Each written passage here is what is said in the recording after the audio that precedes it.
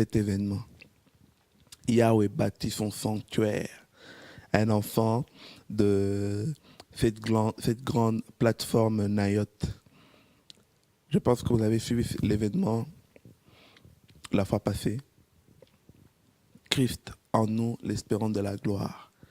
Maintenant, c'est la deuxième édition qui aura lieu le 2 septembre dans votre grande salle Pré-Center que vous connaissez. Une salle qui peut contenir plus de 500 600 personnes. Mais nous avons la foi que ce jour-là, il y a une place pour toi. Même si nous avons la foi que ça sera rempli cette salle, mais il y a une place pour toi.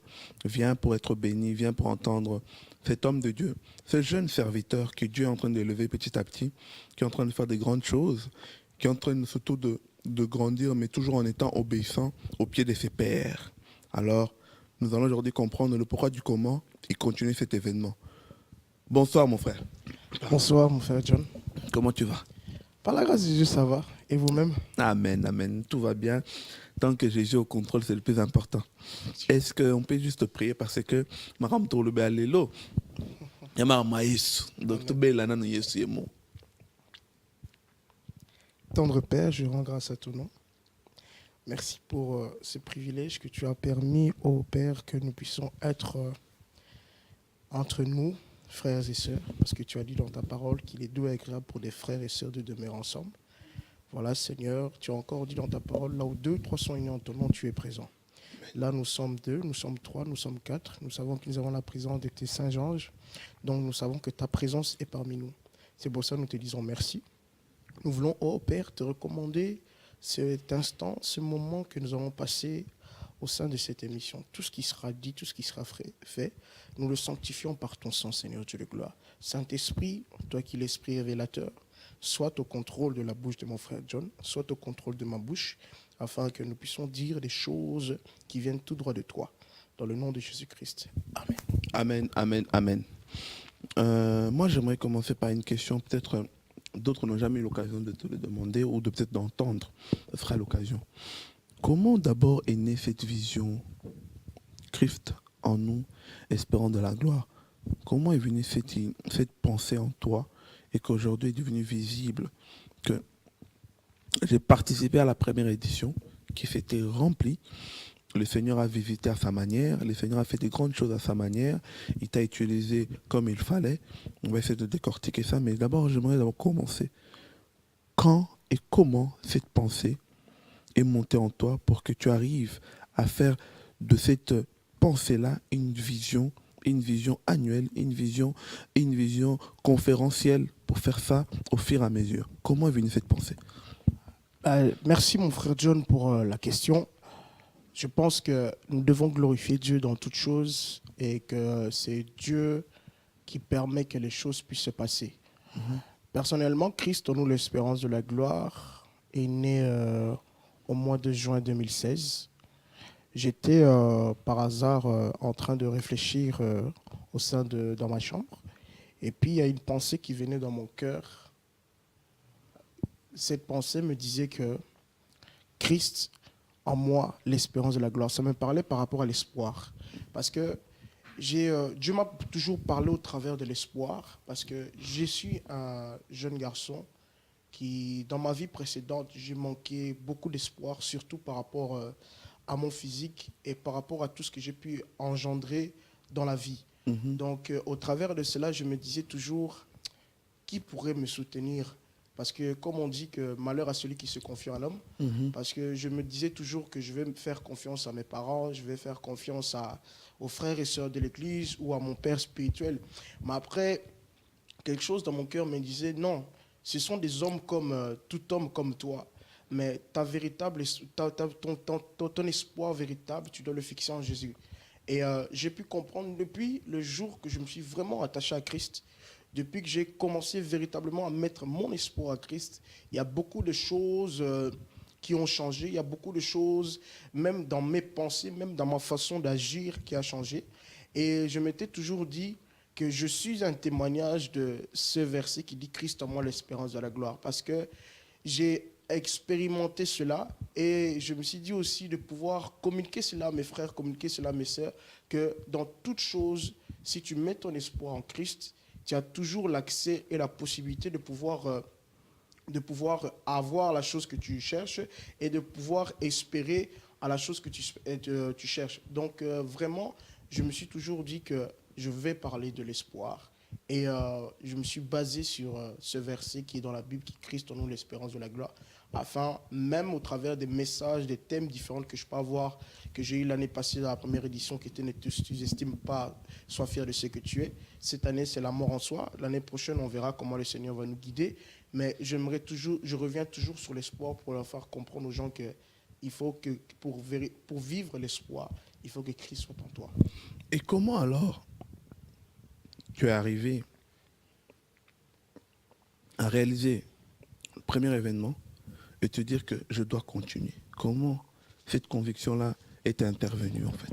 Ben, par la grâce de Dieu, quand j'avais réalisé le premier événement, je pense que tu étais là, le 1er octobre 2016, après l'événement, je me suis posé quand même beaucoup de questions. J'ai essayé d'analyser, parce que vous savez, j'ai essayé de faire un bilan, comme on fait dans chaque société. Après une année de travail, tu fais toujours essayer de faire un bilan. Là, j'ai essayé de faire un bilan, je me suis posé des questions. J'ai essayé d'analyser le bon côté, les mauvais côtés, qu'est-ce qui a été, qu'est-ce qui n'a pas été. Après, en m'asseyant et en regardant cela, j'ai pu me dire qu'il y a quand même des côtés. C'est vrai que la foule est venue, c'est vrai que les gens ont répondu, mais d'un côté, j'étais quand même déçu parce que je me suis dit, comme la Bible dit dans le livre de Matthieu, que faites de toutes les nations mes disciples. Et qu'est-ce que je me suis déçu par là, c'est que les gens qui étaient venus lors de ce programme, c'était la majorité des gens qui me connaissaient. Donc, entre guillemets, la majorité des gens, ils priaient déjà Dieu. Je me suis dit, non, non, non, non, non, non. J'ai pris le temps de réfléchir, le temps de raisonner. J'en avais parlé avec mon père. Et j'ai fait, je dois réaliser une deuxième édition. Mais cette deuxième édition, je veux viser loin. C'est-à-dire que même les gens qui ne sont pas de la même couleur de peau que moi, je vais les exhorter et les évangéliser à venir lors de ce programme. Parce qu'il ne faut pas qu'on oublie une chose, qu'il y a une mission qu'on doit relever, que Christ nous a laissée sur la terre, qui est de faire toutes les nations les disciples du Christ. Mais aujourd'hui, nous voyons que nous faisons des événements, c'est correct, nous faisons des programmes, mais des fois, nous ne faisons pas l'appel aux personnes. Qui voudrait recevoir Jésus-Christ? Et je me suis dit, non, non, non, non. Cette deuxième édition, ma mission première est que les nouvelles âmes viennent à Christ. Tu as dit quelque chose, et c'est vrai, j'étais là. Surtout le thème. Je pense que je veux quand même faire ouvrir une parenthèse par rapport au thème de l'année passée, parce que c'était quelque chose quand même d'extraordinaire. J'étais là. Je me rappelle, je faisais partie des personnes qui sont arrivées un peu en décalage, en quelques heures, quelques minutes. Arrivé, la salle était déjà pleine. Même si là, une bonne partie te connaissait, mais tu as quand même su remplir cette salle-là. Or que nous voyons quand même aujourd'hui, il y a des personnes qui connaissent pas mal de gens, mais n'arrivent pas à remplir. Quel a été ton secret pour arriver à convaincre même tes proches ou même des gens qui te connaissent de loin, mais de venir ce jour-là et de t'écouter? Et je pense quand même une majeure partie qu'on était là, on est reparti avec quelque chose. Qu'est-ce qui s'est passé pour que tu puisses vraiment réussir dans ta préparation, on va dire? Quel était ton secret? Merci pour la question. Déjà, je ne peux pas me glorifier que c'est grâce à moi, parce que on dit toujours que l'humilité précède la gloire, et on dit toujours que l'homme ne peut rien faire sans Dieu. Donc, la première chose, c'est déjà, je dois glorifier le Seigneur, parce que le Seigneur, c'est lui qui m'a fait cette grâce et qui m'a donné cette opportunité aujourd'hui de pouvoir prêcher, aujourd'hui de pouvoir de chanter, tout cela. Mais je pense que, vous savez, la Bible dit dans sa parole que ce que tu sèmes, tu le moissonneras. Dans ma vie, Dieu m'a toujours donné un cœur de pouvoir soutenir les autres. Dieu m'a toujours donné un cœur de pouvoir aider les autres. Et que ce soit des gens qui prient ou qui ne prient pas, mais Dieu m'a toujours donné un cœur de soutenir et d'aider les autres. Et des fois, je ne le comprenais pas, mais ces quelques dernières années, j'ai compris que ma force est mon cœur. Et comme ma force est mon cœur, cela me permet à ce que tu peux, frère John, aujourd'hui, faire, par exemple, un programme quelconque. On va dire que tu es, par exemple, à l'étranger, en Espagne, en France, tu fais un programme. Si je sens au fond de mon cœur que je dois venir, frère John, je vais me battre par tous les moyens. Même si j'ai 5000 programmes en ce jour-là, je vais me battre par tous les moyens de venir participer à ce programme. Pourquoi? Parce que j'ai de la considération vis-à-vis de toi et j'ai de la considération au Dieu que tu es en train de servir. Donc, c'est ça qui me dit que... Parce que je peux prendre un exemple. Dans la majorité des personnes qui étaient venues le 1er octobre de l'année passée, il y a beaucoup de gens que j'ai soutenus ou que je n'ai pas soutenus, mais qui ne sont pas venus. Tu vois? Mais je ne me dis pas de leur rendre la monnaie de la pièce, c'est-à-dire que comme ils n'ont pas venu à mon événement, moi aussi je ne vais pas venir. Non. Parce que je me suis dit, ma force est que le Seigneur m'a donné un grand cœur. Un grand cœur de pouvoir aider. C'est pour ça que ça a réussi. C'est pour ça que tous les membres, tous les gens qui sont venus lors de ce programme, ils sont venus pour soutenir. D'autres, ils sont venus pour moi. Il faut le dire clair. Il y a des personnes qui viennent pour une personne ou il y a des personnes qui viennent aussi pour Dieu. Mais d'autres sont venus aussi pour moi. Et ils sont venus aussi par rapport à tout ce que, à ma façon, comment je me comporte vis-à-vis d'eux. Et donc, je ne peux pas me glorifier. Je dis toujours, c'est grâce à Dieu que tout cela a pu fonctionner. Amen, amen. Le thème de l'année passée, c'est quand même un thème assez intéressant.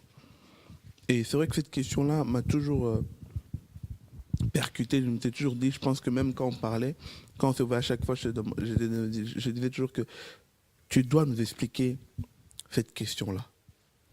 Ne te sous-estime pas. Comment tu as été convaincu de pouvoir parler et prêcher sur ce thème-là? Gloire soit rendue à Dieu. Waouh. C'est très important, c'est un très beau message. Parce que, c'est comme je te l'ai dit il y a quelques minutes, je me suis longtemps méprisé, sous-estimé par rapport à ma vie, par rapport à comment je marchais. Soulève juste un peu le micro pour qu'on entende bien. Voilà. Je me suis longtemps sous-estimé par rapport à ma Comme ça, vie, c'est parfait. par rapport à comment je me suis comporté tout au long de ma vie. Tel que je suis là, beaucoup le savent, je suis un homme de petite taille, un homme court.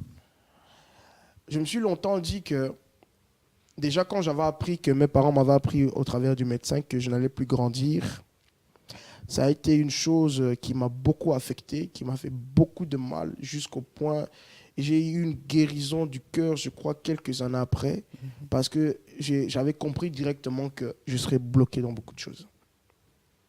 J'avais compris directement que je serais bloqué dans beaucoup de choses, et dans beaucoup de choses, je ne pourrais pas arriver à aller de l'avant. C'est comme je l'avais donné le témoignage l'année passée. Je ne peux pas arriver dans à l'époque, quand on change de job étudiant, tout cela, tu vois qu'ils t'acceptent, ils acceptent ton CV, mais lorsqu'ils te voient, ils te rejettent parce que la taille qui s'attendait ne correspond pas avec la taille que tu as. Donc, il y a beaucoup d'exemples, mais je me suis toujours dit, le Seigneur m'a toujours convaincu que comme je suis créé à son image et à sa ressemblance, que tout ce qu'il a déposé sur cette terre m'appartient. Donc, comme tout ce qu'il a déposé sur cette terre m'appartient, ça veut dire que je ne peux en aucun cas me dire que je suis incapable. Donc, je ne peux en aucun cas me dire que je n'arriverai pas. Et à partir de ce moment-là, j'ai comme une révolution dans ma tête. Je me suis dit, non, je vais faire des choses que même les gens diront que ce n'est pas les choses de ton âge. Je vais faire des choses même que les gens diront que tu ne peux pas encore faire ça, tu n'es pas encore prêt. Mais je me suis toujours dit, si dans mon cœur me dit de faire une chose, je vais la faire. C'est pour ça que j'ai toujours eu l'exemple, c'est que des fois, je fais des choses, beaucoup se lèvent contre cela, mais j'ai dit que comme j'ai un objectif, je vais le faire. Je peux te donner un exemple. Je pense que tu sais que je suis arbitre. Je me suis dit, tu sais, avant que je puisse commencer les cours d'arbitre, il y a beaucoup de personnes qui me disaient, qui me décourageaient. Emma, ne fais pas ça parce que ce n'est pas des choses de ton âge. Mais je leur ai dit clairement, ça c'est vous qui parlez. Mais moi, mon cœur me dit de faire cela. Et comme je sais que je veux faire cela, c'est pour ça que je me suis fixé un objectif, c'est que d'ici 10 ans, je dois arriver au niveau international. Pourquoi? Parce que j'ai cette certitude au fond de mon cœur que Dieu est avec moi. Et Amen. comme Dieu est avec moi, c'est qu'il mettra toutes les dispositions possibles afin que j'arrive à cette mission. Donc, la force que j'ai, c'est de me dire que comme Dieu est avec moi, je ne peux plus me sous-estimer. Je dois être fier de ce que je suis. Parce que, tu sais, John, marcher dans la rue, être visé par les regards de tout le monde, c'est pas une chose facile.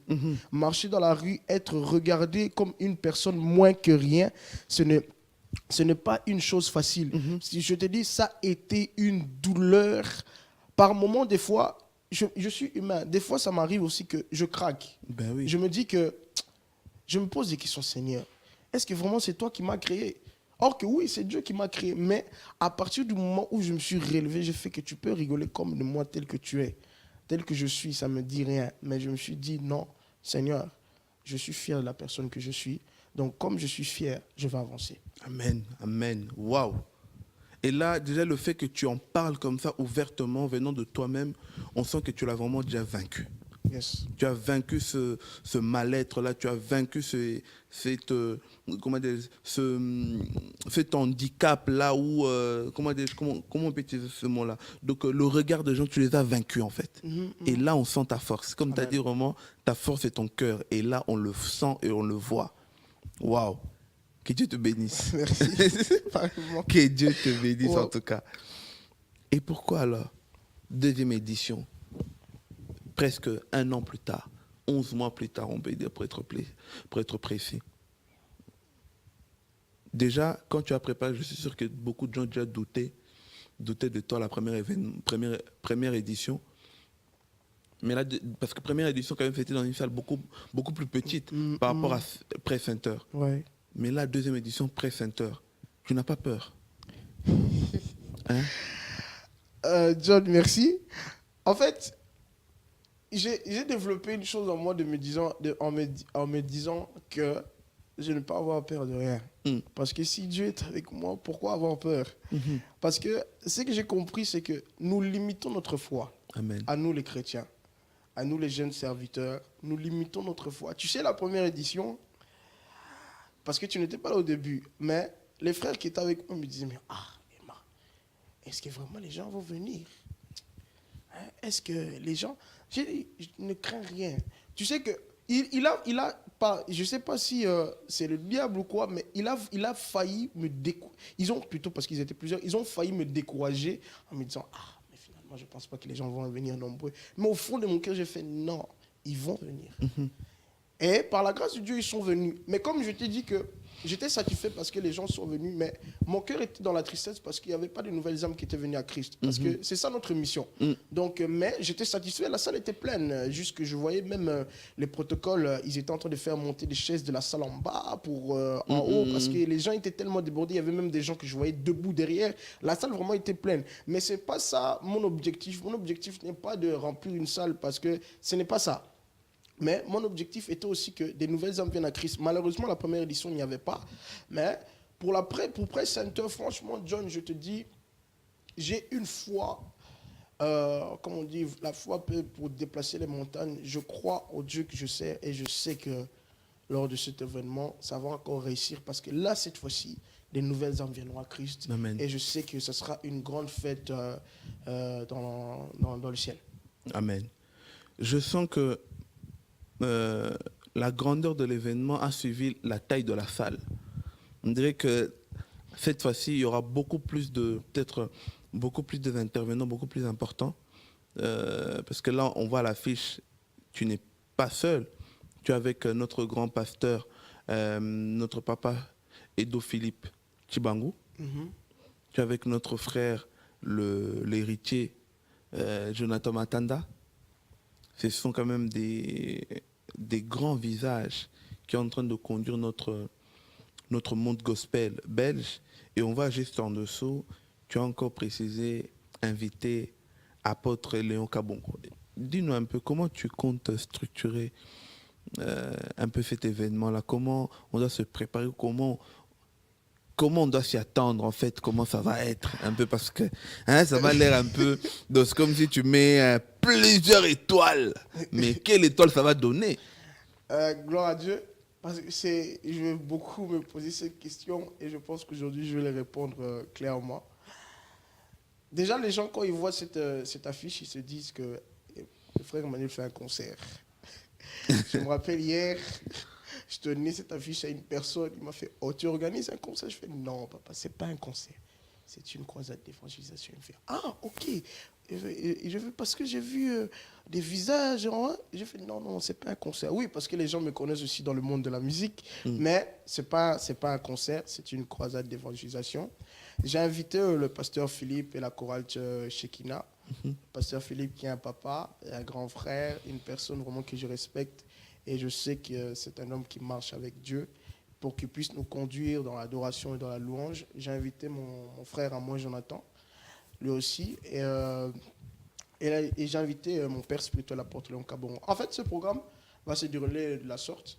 On va passer des temps dans l'adoration, mais j'aimerais aussi fixer la barre haute par rapport à l'enseignement. Parce qu'aujourd'hui, nous voyons dans nos programmes, il y a trop de musique, mais on met moins d'accent sur ce qui est la parole. Tu sais, la Bible dit l'homme ne vivra pas simplement de pain, mais vivra aussi de la parole de Dieu. Donc, lors de ce programme, nous aurons deux invités, qui est papa et moi-même. Il va parler de la parole du Seigneur pendant un temps. Et puis nous aurons le pasteur Philippe avec Jonathan qui vont interpréter des chants d'adoration. Nous avons encore un autre invité qui est Armand, mais je ne l'ai pas mis sur l'affiche. Il viendra tout dans le Charleroi. Ils vont chanter, mais il y a l'apôtre Léon Kaboron et moi qui allons prêcher parce que nous avons compris que l'heure est venue de dire la vérité au peuple. Parce que le peuple est en train de se faire... si je peux le dire, baratiner dans certaines choses parce qu'ils ne lisent pas la parole de Dieu. Et donc, comme ils ne lisent pas la parole de Dieu, c'est pour ça qu'ils arrivent à se faire manipuler. Donc, et moi, j'aimerais stopper ces choses-là parce que nous devons préparer le peuple à la rencontre de l'époux.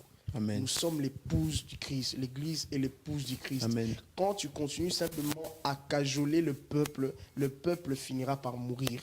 Nous voyons que, si nous voyons, Seigneur, le peuple qui est rentré, la génération qui est rentrée à la terre promise n'était pas la même génération avec qui est sorti. Pour dire quoi? Parce que la génération qui était sortie, c'était une génération que, ouais, Moïse était toujours en train de les cajoler, ça.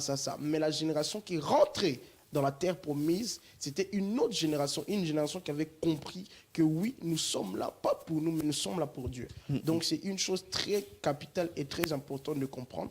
Donc je pense que le programme se déroulera comme ça, par la grâce de Dieu. À la fin, oui, il y aura un petit cocktail, donc à boire un petit truc à grignoter. Mais sinon, vraiment, je dis toujours aux gens de ne pas venir avec l'esprit d'un concert. De venir, c'est comme un culte. C'est ça le véritable mot, c'est un culte. Donc de venir avec l'esprit que je viens adorer le Seigneur, je viens louer le Seigneur et je viens aussi écouter la parole de Dieu. Et je viens aussi apporter mon offrande parce que la Bible dit, tu ne viens pas à la maison de l'Éternel la main vide. Amen. Donc de faire vraiment ton culte complet. Amen. La mort en soi. Et tu mets le verset Genèse 5, 21 à 24. Tu veux dire quoi par là, la mort en soi? On doit mourir comment? Explique-nous un peu. Peut-être pas en rentrant, mais explique-nous pourquoi ce thème-là. Qu'est-ce que j'ai remarqué? Merci encore, John. Qu'est-ce que j'ai remarqué aujourd'hui? C'est que, tel que nous sommes là, nous devons comprendre une chose, et que nous sommes des enfants de Dieu. Nous sommes des enfants de Dieu. Et comme nous sommes des enfants de Dieu, nous avons été envoyés sur la terre avec une mission. Christ, lorsqu'il est venu sur la terre, il n'est pas venu, je le dis toujours quand je prêche souvent, je dis, Christ n'est pas venu avec l'objectif de se faire plaisir. Parce que Christ était venu avec l'objectif de se faire plaisir, je pense qu'on aura entendu que Christ s'est marié. Je pense qu'on aura entendu que Christ a eu des enfants. Mais Christ était venu avec une mission première qui était de faire et d'accomplir la volonté de son Père sur la terre. En tout terme, Christ a pu le faire. Pourquoi? Parce que Christ, son intérieur ne vivait plus. Il vivait, sa vie dépendait de Dieu. Donc, la mort en soi est tout simplement de dépendre de Dieu. Donc, j'ai pris le verset de Genèse chapitre 5, 21 à 24. Ici, on nous parle de l'histoire d'Enoch. La Bible dit que Enoch marcha avec Dieu pendant 300 ans et il ne fut plus à la fin. Pourquoi? Le verbe ici, marcher avec Dieu, en d'autres termes, c'est dépendre de Dieu. Donc, que ton être intérieur puisse mourir afin de laisser la place totalement à Dieu, de te conduire et de te guider là où il voudra te guider. Aujourd'hui, nous voyons des grands hommes dans la Bible, comme des Jacob, comme des Moïse, comme des Isaac. Ils ont pu marquer leur génération. Pourquoi? C'est parce que lorsqu'ils ont accepté de relever la mission que Dieu les avait demandé, donc ils ont sacrifié leur chair. C'est-à-dire qu'ils ont accepté de mourir en eux-mêmes afin de laisser Dieu les guider partout où il voulait. C'est pour cela que ils ont pu même accepter des décisions difficiles. Si nous prenons l'exemple d'Abraham, Abraham, dans Genèse chapitre 17, Abraham a pu accepter de sacrifier Isaac parce que son être intérieur ne vivait plus. Donc, en d'autres termes, sur la terre, Abraham ne vivait plus. C'était Christ qui vivait en lui, c'était Dieu qui vivait en lui. Et comme Dieu vivait en lui, c'est pour ça qu'il a pu aller jusqu'au point de prendre le couteau pour aller le verser, jusqu'à Dieu lui dit stop. Dieu a juste testé pour voir jusqu'où Abraham serait capable d'y aller. Donc, si je comprends où tu veux nous amener, ce jour-là, tu vas nous expliquer comment et pourquoi notre intérieur doit mourir pour que Christ puisse vivre à l'intérieur. Oui. Ok. C'est bien ça. C'est bien ça. Donc, c'est bon, on a compris. On sait que ce jour-là, on aura l'enseignement christocentrique. Hein? Comme papa aime me dire souvent, Yesunano, te tombo la es. Ah, oui. Donc, ce jour-là, on va élever l'agneau. Amen, amen. Ah, c'est bon. Moi, j'aimerais que comme on va enchaîner petit à petit à la fin, moi, j'aimerais que tu vas regarder la caméra. Tu vas adresser un message d'appel. Pourquoi on doit venir ce jour-là? On doit venir avec quel état d'esprit? Et quelle est cette chose que le peuple de Dieu doit venir absolument pour que le Seigneur puisse le donner ce jour-là à travers son serviteur? Quelle est cette chose que le Seigneur réserve à son peuple pour que ce jour-là, Christ en nous espérant de la gloire, ce n'est pas seulement un événement que Frère Emma fait seulement, mais que vraiment pour que le corps du Christ doit comprendre que non, Frère Emma est juste le canal que Dieu est en train d'utiliser à travers ce grand concept pour lui apporter à nouveau l'espoir. Adresse-lui un petit message pour vraiment la préparation de ce 2 septembre en le regardant. Shalom, bien-aimés. J'aimerais vous dire une chose. Le samedi 2 septembre 2017, à la salle Presse Center, qui est rue Gueux, numéro 54 à 1070 Anderlecht, j'aimerais vous inviter à venir à participer à cette 2e édition de Christ en nous, l'espérance de la gloire. Je voudrais vous encourager de ne pas venir avec l'esprit d'être béni, de ne pas venir avec l'esprit de danser, ne pas venir avec l'esprit de venir me voir, Amen. mais à venir avec l'esprit de venir écouter cet enseignement spécifique pour ta vie. Vous savez, si tu comprends le message qui sera enseigné lors de ce jour-là, ta façon de te comporter, ta façon de vivre va changer. Parce que j'aimerais t'encourager. Le thème de la mort en soi est tout simplement le fait de mourir intérieurement afin de laisser Dieu prendre la première place sur toi. Si je peux te donner un exemple, regarde lorsque Christ a pris son baptême. Christ a pris son baptême pour dire que lorsqu'il est venu auprès de Jean-Baptiste, il n'était pas encore mort. Mais lorsqu'il est rentré dans l'eau, il est sorti de il est mort dans l'eau et il est ressuscité. C'est à partir de ce moment-là que le Saint-Esprit est venu en lui-même et Dieu a dit en haut du ciel, celui-ci est mon fils, écoutez-le. Et à partir de ce moment-là, la mission de Christ a commencé. Donc la mission de Christ ne pouvait pas commencer tant qu'il n'était pas passé par les eaux du baptême. Donc je t'invite à venir ce jour-là, prendre la part de l'enseignement que Dieu a réservé pour toi. Je t'assure que si tu mets cela en pratique, ta vie va changer dans beaucoup de choses. Je ne demande pas que tu sois béni. C'est pas ça la chose dont je suis en train de chercher. Mais ce que je cherche, c'est que tu puisses être enseigné. Parce que la Bible dit que il persévérait dans les enseignements des apôtres. Pour dire que l'enseignement est quelque chose de très important et de primordial. Donc, mon frère, ma soeur, par la grâce de Dieu, tu peux te connecter dans mon Facebook, frère Emmanuel Fangulungoma. Tu verras la fiche qui est en train de circuler parce que pour le moment, il n'y a que ça. Je ne parle pas de quelque chose d'autre si ce n'est que de ce programme. Donc, je t'invite à venir. Viens pas seul. Amène ton frère, amène ta soeur. Là, partout où vous me suivez, de la France, de la Hollande, de l'Angleterre, de partout. Je vous invite aussi à venir, même pour un séjour, pour participer à ce programme.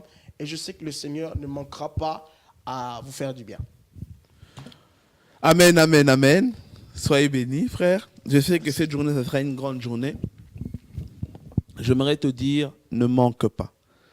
C'est une journée où il n'y aura que des étoiles, des élus du Seigneur, des personnes que Dieu est en train d'utiliser puissamment, des personnes qui sont en train d'impacter le corps du Christ, notamment lui-même, frère Emmanuel. C'est vrai qu'il a dit des choses que peut-être certaines personnes diront « Ah, c'est lui qui parle ». Mais moi, je te dis clairement que je suis témoin que c'est un homme, que c'est lui qui lèvera le bras en disant qu'il ne m'a jamais soutenu dans l'œuvre de Dieu, ici en Belgique, ou peut-être même ailleurs, qu'il connaît frère Emmanuel personnellement et que frère Emmanuel ne l'a jamais soutenu. Je pense que cette personne pourrait être un menteur. C'est un homme où il est là pour soutenir les autres. Il sait c'est quoi le mot considération. Il sait considérer les aînés. Il sait respecter les plus jeunes. Il sait aller vers les pères. Il a toujours le respect. Même dans la rue, quand tu le croises, il sait s'arrêter. Il sait honorer tout le monde. Alors, viens ce jour-là, à travers cet homme humble d'esprit et aussi de personne, quelqu'un qui craint Dieu, qui marche vraiment dans la crainte du Seigneur, qui est en train de faire tous ses pas, toutes ses évolutions, toujours au pied plutôt, excusez-moi, au pied de ses aînés, au pied de ses pères, au pied de son leader, de son père spirituel. Et surtout, que parmi ses amis, parmi ses collègues dans le monde évangélique, il est toujours aussi respectueux aussi. Et surtout à côté, il y a notre papa, Edo Philippe, avec la chorale Shekinah, un grand homme qui est vraiment dans l'adoration. Quand il part, waouh! Tu es là depuis que tu avais levé le main, ou si tu étais à genoux, tu ne vois pas le temps passer. Là, en ce moment-là, tu vois seulement la plénitude du Seigneur. Et notre frère Jonathan Matanda, moi j'appelle l'héritier, Joe Munduki. Lui, c'est un brave. C'est vraiment l'un de mes jeunes frères que j'aime énormément et que j'apprécie son travail. Et surtout que c'est vraiment quelqu'un que Dieu a mis quelque chose en lui, que peu importe ton âge, peu importe ta génération, s'il prend le micro pour chanter, tu es là, tu te lèves. Tu te lèves et tu adores et tu loues le Seigneur. Alors ne manque pas ce jour-là. Le 2 septembre, ça sera une journée terrible. Une journée terrible. Donc, ne rate pas ce jour-là. Tu vas comprendre pourquoi la mort en soi est-il aussi important. Tu vas comprendre pourquoi nous devons mourir pour que Christ puisse vivre en nous. Alors ne reste pas à la maison, c'est un samedi, premier samedi du mois de septembre, ça va te préparer pour ton entrée, l'entrée scolaire, d'autres reviendront de congé. Donc n'oublie pas de venir, n'oublie pas de faire un tour, passer. Ça commence de 17h à 21h. La fois passée, notre frère il a respecté l'heure et cette fois-ci, il respecte encore l'heure. Nous avons la foi vraiment que nous allons respecter l'heure ce jour-là. Nous tous ensemble, nous allons adorer, nous allons élever le Seigneur. Donc, ne manque pas.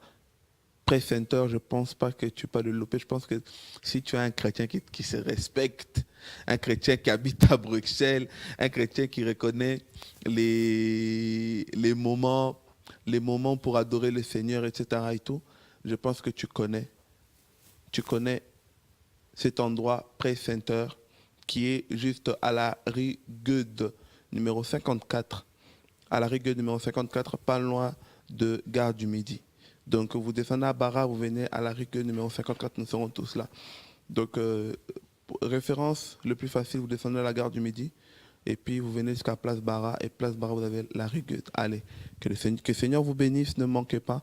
Surtout, nous avons la foi que nous allons tous vous voir. Si Christ ne revient pas entre-temps, nous serons tous là ensemble. Allez, que Dieu vous bénisse abondamment. À très très bientôt. Au revoir.